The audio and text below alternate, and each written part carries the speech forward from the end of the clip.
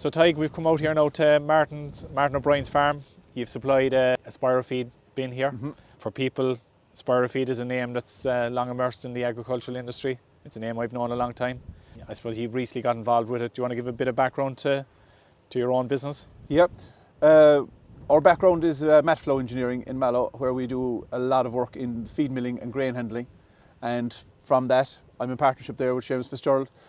And from there, Spirofeed was located quite close to us, and we purchased Spirofeed about 2.5 years ago. And as you said, a long time in the industry. It was established in 1970 and very well regarded name and a brand that we're very happy to be associated with and to develop further. So since we've taken over, we've invested a lot in equipment, in new kind of manufacturing processes, and bringing improvements to a bin that was already very well regarded. Right. And say maybe to focus on this bin here, what size is it? That's a 33-ton bin that Martin has. That's grey coated sheet. It's a TAMS approved bin, a TAMS type bin with the colouring. Our bins are different to others in that we have a plastic coated sheet on top of a galvanised steel sheet. From a lifetime point of view, it has very high corrosion rating, and it also has very low maintenance in terms of repainting or anything like that. It holds its colour for a very long time. Okay. So I suppose, look, prior to this being installed, we had the opportunity to go in and see the tank being made. So we have footage from that, I suppose, back from a couple of months back. So let's go and have a look at that footage now and see the whole process involved. Very good. Okay. So Tadgh, we're looking at Martin's bin here now. It's on the flat. Yeah. Could you describe how it's made or what happens? The bin itself, the start of the production process is the preparation of the flat sheets. We have a Boschert punching machine which we invested in last year. In our next workshop we can look at that afterwards, and we see the preparation of the sheets. The steel components are all kept in stock. They're prefabricated and galvanised. All our steel components are fully galvanised. So they're stored out in our yard and brought in as they're needed. But the starting point is bringing the sheets in off the racking and assembling the bin here. And you assemble on the flat? The bin is assembled on the flat. Yeah. From our point of view, we think it's a safer approach. You can have more guys working in the bin at any one time and bringing on different components of it. And from the point of view of lining everything up and putting on the legs, we just feel it works best for the facilities we have. Okay. So how many days to make this bin here? So that bin is probably 4 full days, having all the components ready to go on the ground. Manpower wise, there's a couple of guys at it the first day or two, and then it ramps up near the end where there's more guys on it, because they're probably a day away from finishing this bin now, so there's a few more guys going on it. Okay, so as we see there's a couple of the vents and the fill points being added? That's right. That's what Stephanus is at there. He's adding the fill pipe, and the guys are preparing it here, so that runs from the top down to the bottom, maybe 5 feet from the bottom of the ground. Yeah. And we're looking at 2 sight glasses then. Why is there 2 there? There's 2 because more visibility on what's inside the bin, but on this one of the features is there's sight glasses on the far side of the bin as well. So when Martin is looking to see his level of what he's at, he can see through, and he'll be able to see daylight on the far side when he goes below a certain level. So for this particular bin, he'll have visibility on about 12 tonne. When it's above that sight glass, he's got at least 12 tonne left in the bin. Okay, that's fine. So let's go and have a look at the machine outside where it starts. Absolutely. Okay. So Tadgh, you made an investment here with a machine. What is this doing for you here? That's a Boschert punching and slitting machine. So what this does is prepares the sheets. We load this machine with the steel sheets, and it's pre-programmed. It's a CNC machine with the hole patterns and the sheet sizes. So when the machine is running, as Darrell started, it'll cut the sheet to the shape and punch it. It was an investment. We did an overall capex last year of about over 200,000 euro. That machine was the biggest part of it. It's replaced a very manual process in the past where we were doing manual cutting, an old nibbling machine, and manual punching. So it's taken the process for preparing sheets from probably 4 hours down to less than an hour. Okay. And we were using 2 guys for that job. They've been reallocated to building bins, and we've 1 guy now on full-time sheet preparation. Okay. So the punch head itself is stationary, is it? And the sheet is moving? That's right. The machine clamps the sheet. It pulls it into position and it moves it underneath the head of the machine. So the machine head is stationary. There's a tooling inside in that with 7 different components. And as it's going along, it'll rotate and select the tool it needs, whether it's for punching, the different size hole it's punching, or for the nibbling, the cutting function. Okay, yeah. And it's all hydraulically driven, is it? It's a hydraulic driven machine, yeah. Okay. Yeah, so it's a big investment, but there's a big return on it. Yeah. No, fair play. We get more accurate sheets. The sheets go together faster when they're assembling the bin. We're well ahead of the guys in terms of having stuff on the shelf for the next bin that's ready, and they can pick off from the warehouse and straight into production. Okay. And less error, I suppose, with the holes and everything. Less error. The whole thing is just it's Game changer. whatever's programmed. Absolutely, yeah. There's no deviation between the sheet that's prepared versus what's been put together, and it matches the sheets because the sheets overlap in the bin. Yeah, okay. And they'll match all the time when it's craft that machine. And when they overlap, is there a slight fold on that or not, or are they lying flat on top of each other? Or? We'll have a slight fold coming down, Yeah. particularly along the cone for a bit of strength and a finish. But we'll double. We've sealant inside the hole between each hole. So if you can picture the line of holes, we'll have a double layer of sealant coming down there for a double protection from any moisture coming in or dust material coming out. So will we have a look at Thanks, Darrell. what you had here before? Just a bit of contrast. This is a nibbler. So this machine has been decommissioned since, and it was a very inventive way of handling the sheets. Before there was a jig created, two guys loaded a sheet onto it, the machine was running, and they fed the sheet through the machine, and the nibbling head cut away the shape they wanted. So a very practical machine, and very, very useful for a long time. But I suppose the new machine is far safer, and you have far more accuracy. So this machine it's a legacy at the moment to the old way bins were done, and it's just parked there. And every hole had to be probably pre-marked, was it? We have another machine in the main hall for punching the machine for the holes, but here the sheet itself was put up, and the table that it was on moved around in a set way that did the cutting for them. Okay. So as we look here, you've three main colours, am I right in saying that? That's right. We've the Martin's bin we saw outside is a grey colour, Merlin grey. We have we've also goose swing grey if it's an option, a lighter shade of grey. Juniper green is probably the most common one around. And then we have the galvanised colour. Our sheets are alusing, which is a higher grade of material than typical galvanised sheets. But they're typically the three, grey, green and galvanised. The green sheets are probably the most popular. I'd say 60% of our bins are green. We've probably 20% galvanised and the remaining 20 is grey. But the grey is growing in popularity. We're getting far more grey than we would have a year ago. And the price differential between galvanised and the colour? About 10%, 15%. In the past it was greater, but it's come back a little bit. It's about 10-15% difference between galvanised and the coloured sheets. Which is cheaper? The galvanised, yeah. The alusing sheet is a bit cheaper. Okay. The green, the coloured ones, the green and the grey, they're the TAMS approved bins. So they're supported by grants, TAMS grants for that finish, but they're not painted, they're a plastic coated sheet. Okay. And we have a couple of suppliers of those. They're predominantly made in South Korea, the coated sheets. But we keep a stock here, and we've a reasonable couple of months stock ahead of us at any one time. Okay. So Tadgh, we're in the yard here, so you repair bins as well as part of the business? We do. We repair bins, or where there's a very old bill, a customer might ask us to dispose of it for them, so we'll do that.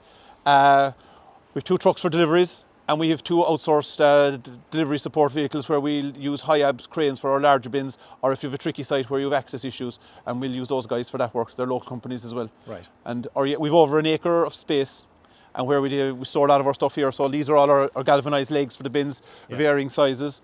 And then we have different components around the yard. So a little bit chaotic at the moment. We have a lot of bins back that will be probably sold as used bins in the summer months. But again, we've plenty of space for storing bins and moving things around. Okay, yeah. And your market typically, it's obviously Ireland.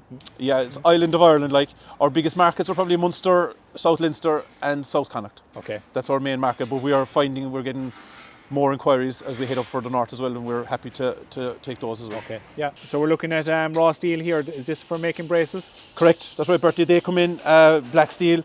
So the process here is we take them inside, they're cut to the size we want, punched and on an iron worker machine, then out for galvanising and back in, and that's what we see behind us here, the galvanised bracings ready for production. Yeah.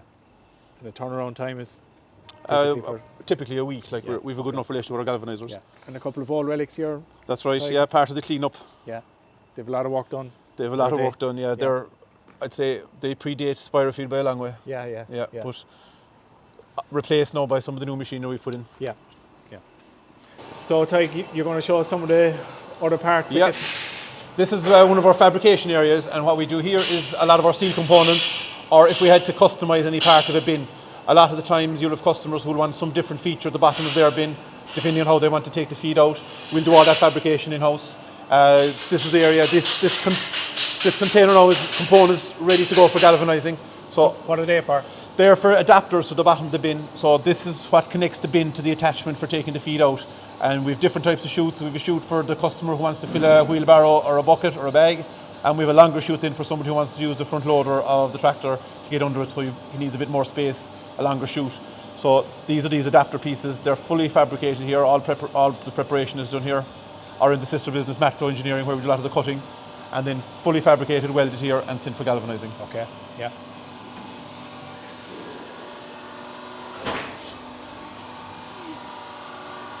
So what device is that there? What's doing? Dave is operating a former at the moment, so they're forming some of the profiles of those compressed pieces that we see here in the ground. Yeah. So that's a hydraulic tool that just forces the shape of the adapter ring. Okay. And they're all rolls there, so for pieces that we're having to shape again, for rolling steel, plate steel, a small roller, but a very useful tool inside this workshop. Yeah. Very basic, but very functional. Absolutely. Yeah. Okay. Very basic. Some of these are components, then more attachments, again, where you have somebody who wants to customise their bin for a specific purpose. And you'd see a lot of that in maybe poultry houses or pig producers, where they're looking at a lot of volume flowing through constantly. A typical farmer might use the bin twice a day, and in the area especially, but some of those uses are constantly trickle feeding all the time. Okay. Yeah. So some of the old gear that was involved before That's you right. invested in the big machine? These were all developed in-house many years ago. Spyofeed was started in 1972, and these machines probably came on stream a couple of years after that, so they've been here quite a while. But again, they're probably redundant now at the moment because of the punching machine, but they're a good backup to have at the same time. Yeah. So quite inventive and something that was made in-house. You don't see a lot of happening in engineering shops anymore. People are buying machinery off the shelf now, but this did an awful lot of work for an awful long time. Yeah. And very good work out of these machines. But Yeah. they're not something that'll ever be thrown out. I'd say we'd have to keep these for the visitor centre when it's done. Yeah. Okay. So we're looking at obviously a galvanised version of That's as well. That's a completed bin. So this is a 12-ton bin that's ready to go to a customer. I think that's out for delivery in the next couple of days. Yeah.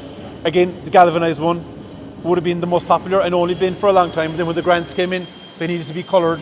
So these are becoming less common, but still a very good seller. Yeah.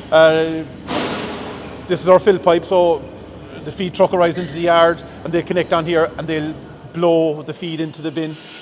We've sight glasses. These are a unique feature on our bins that we brought in over a year ago. They're long, they're about a foot long, maybe 3 inches wide. It gives the farmer a lot more visibility on what's inside in his bin, so he can tell when he needs to reorder or the level he's at. Yeah, a bit more visibility. Yeah, absolutely. This one now is going to a dairy farmer, so that's suitable now, ready for a flexi auger to be connected straight onto that. Okay. And we'd have a good relationship with with all of the feed, the parlour or the feed system suppliers. So our bins are suitable to connect onto all the main suppliers in Ireland. Yeah. So what we might do is we might have a look inside Martin's bin here just to see the internals of it. Yeah. Is it braced or what's it typically? At this point, it's internally? probably not braced. But it will be, is it? Unless if they're still turning it, it will be. Yeah. Inside it, there's no bracing. It's supported on the outside with steel rings. That's where it's getting the strength from. That's where it's getting the strength. Okay. So they're heavy channel iron legs. They go almost halfway up the bin. And then we have 3 sets of support rings running all around. Okay. And again, they're rolled angle iron. It's a bit dark in there, but the inside of the bin, the guys are still now working inside in it as they're tightening the bolts. So tightening the bolts is still a very manual process. But this. So have you somebody inside and outside when the bolts are being Yes. tightened? Okay, that's just the way it is. That's just the way it is. Yeah. Yeah. It's the only way to tighten them. Yeah. How many bolts are on a project like that there now? A bin like this has about 2,500 bolts, nuts, and washers. Right. Yeah. So there's a lot of handling. Is there a rubber in on those washers or not? Or Yes, they're okay. Nipro washers, Yeah. so they'll give a sealant again for moisture protection. Inside and outside, or just on the outside? Wash on the outside only. Okay, yeah. But then on all the joints, we have a double seal going down there. We do sealants. Yeah. And there's a double sealing going down here to minimise any moisture risk or dust aspiration. Okay. Any other type of feed bins? Are you doing the split bins? We do split bins, yeah, we do. We've one out in the yard at the moment, a double compartment bin. We do them up to 20-ton sizes. They're quite a popular bin as well. Probably 5% of the bins we do would be split bins, double compartment bins. Like our typical customers are dairy and beef farmers, pig and poultry producers. They're the 4 main customers we'd have. Yeah. So, like again, there's a lot of Spyro feed bins out there. been producing bins since 1972, and we've had some very loyal customers, and now we're into the second generation of Spyro customers. Yes. Which is great to see, and there's great loyalty to the brand. Yeah. But we're putting a lot of effort into developing it and looking at new products at the moment to bring online for the next generation of Okay. So how many people have you employed here? We've 14 employees in Spirofeed. Yeah. Yeah. Great. So we'd have guys, like we've probably 6 guys who'll be rotating between delivering of bins and service and repair work. And then the rest of the guys are workshop, sales and admin. Okay. Yeah. It's good So number of employees. It is, yeah, and a lot of the guys have been here for all of their working career, so there's a lot of knowledge inside in the place. Do you offer apprenticeships? Not for a long time. We haven't taken on apprentices, but we're open to it, absolutely. Yeah. Yeah.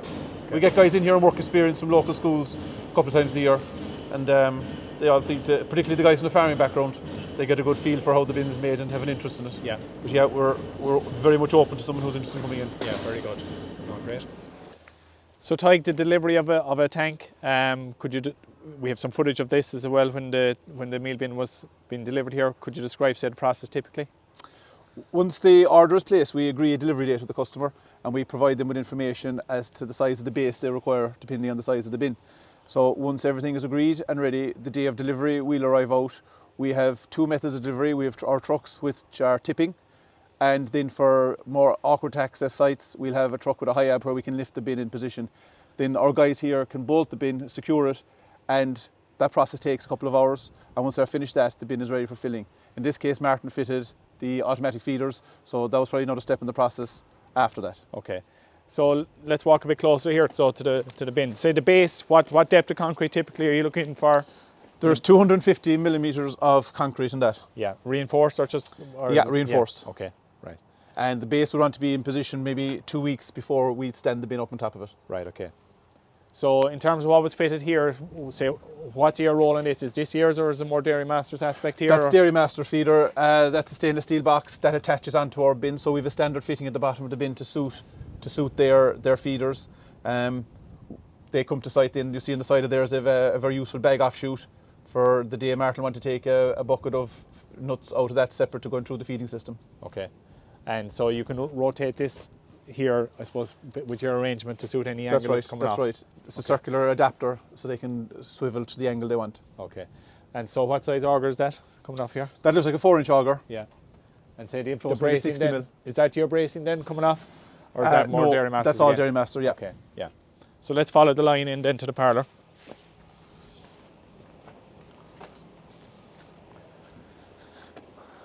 So I suppose Martin has 2 lines coming in from 2 bins. Yeah, Martin reused his older bin, Yeah. put it in position. He has 2 feeds coming in to a hopper inside close to the rotary, Okay, which we see here. yeah, And he has the option then to fill from both back into the rotary. yeah. And so typically that whole responsibility is the feeder or the milking machine supplier. Yeah, usually. So, and yeah. we'll work closely with them then to position the bin in terms of clearance that they'll require from the ground to the bottom of the bin, that they're minimising some of the angles coming straight into the parlour. Okay, yeah, that's fine. And so Tadgh, in terms of, say, an investment in bins and stuff like that, it's fair to say like a bin will last a long time. It's, you know, in terms of investment, it's a good investment for people, I suppose, in terms of what they can get out of it. I would say so. It's relative to most other purchases on farm as a capital spend, they're very good value. Yeah. The average life of a bin is anything from 20 to 25 years if they're looked after. Their cost of ownership is very low after the first day. There's no changing of parts.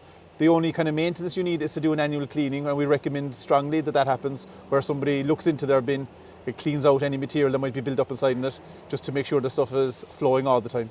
So from that point of view, I think they're very good value. They're the best means of hygienic feed storage. You're dispensing with bags, there's not disposing of plastic. You're buying feed probably better when you're buying it bulk. And also from the point of view of vermin control, they're probably the best solution for feed. Okay. And you offer a repair service as well, is that right? We do, yeah. That happens from time to time where you might have new chutes to be replaced. We might repair very old bins. You might have some corroded panels you might have to replace on a cone, so we can provide that service as well. Okay. So the role of TAMS then, say TAMS is the minute in terms of grants for people? Yes. you know, what's the benefit of that for people, or what's the reality of it financially? Bins are covered in times 3. Yeah. So, and there's been an increase in the award level of grants for them, which is quite generous. So what we're seeing is that guys who are applying at the moment are probably in the running for a grant of maybe a minimum around 1900 euros for an entry-level bin. Right. So they're very good value when you weigh up the grant aspect of the contribution. Okay. And I suppose a point that we like to focus on as well, this farm, I suppose it's very well located to your factory inside in Mallow. That's right. And again, it's the dairy sector again in rural Ireland, giving jobs inside in Mallow, supporting the business. Well, Spyro started in Mallow in 1970. Yeah. So it's the oldest manufacturer of feed bins in Ireland. Yeah. And that's something that we're very proud to continue since our takeover. We've retained all the staff we had that were there, long-serving guys, some of whom are farmers, so we have a very good understanding of what's required. They've a lot of input in the changes we make to bins and new designs or new developments, and we're always kind of developing new products or new features. So our own team are very strong in that regard, so we're very happy to have them. But in terms of location, Cork is very good. It's the heart of the dairy sector in Ireland. Yeah. And from the point of view of Mallow, it's a great gateway to the rest of the country. Yeah. And we cover right up to the northern counties for supplying of our bins. And look, at the end of the day, jobs created, you know, people are making a living from it. That's right. And it's all coming from the dairy sector, which is getting a lot of negative press at the minute. But again, rural Ireland is a huge beneficiary of it, whatever people might say. Absolutely. And Spirofeed and Matflow. Yeah, we're very proud to be a part of it, and being, I suppose, by extension linked to the agri-food sector. Like, dairy is probably something that the end user doesn't suffer too much when milk price is strong, but there's a massive benefit to the whole economy when milk price is strong. Farmers are, as business people, very good at reinvesting in their businesses and developing, and this is a prime example of here when you see what Martin and his family have done. Yeah, so well, look, continued success in your Spirofeed, and hopefully it'll go on for another 40 to 50 years, I suppose, at this stage. Please God, and likewise to Grasstake, Bertie. Yeah, okay. Thanks very much. Thank you.